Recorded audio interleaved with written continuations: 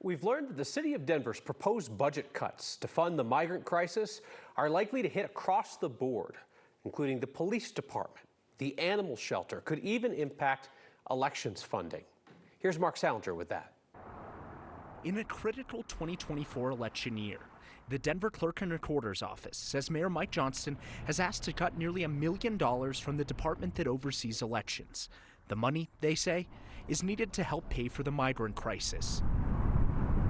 Down the street at the police department, DPD tells us they're working on finding places to cut their budget. So is the Department of Public Safety, and the animal shelter, and the health department.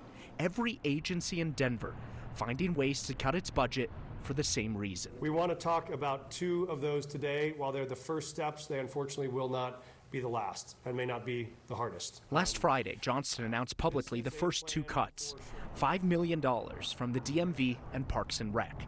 Now we know a little more about what he was alluding to when he says more cuts are coming. We have asked departments to go out and take a look at how they would make budget reductions. The Denver District Attorney's Office says they've been asked to cut their 2024 budget by 5%.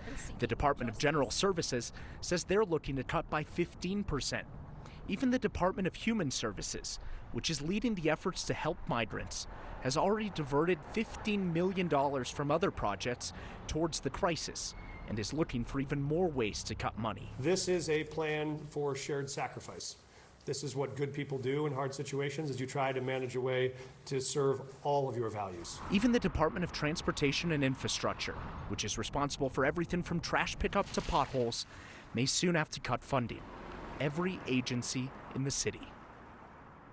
We don't yet know how much funding a lot of these departments will be forced to cut from their budgets. Our understanding is that the departments submit proposals to the mayor's office, which will then make decisions over the coming weeks and months on what spending to cut and where.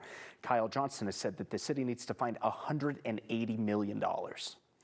And given the fact that public safety makes up such a large part of the city budget, you would think that, a good chunk of money would come from there, except for the potential political risk of cutting from public safety while you have the influx of people in town. Yeah, Denver Police and the Public Safety Department, neither will tell us exactly how much they're looking to cut.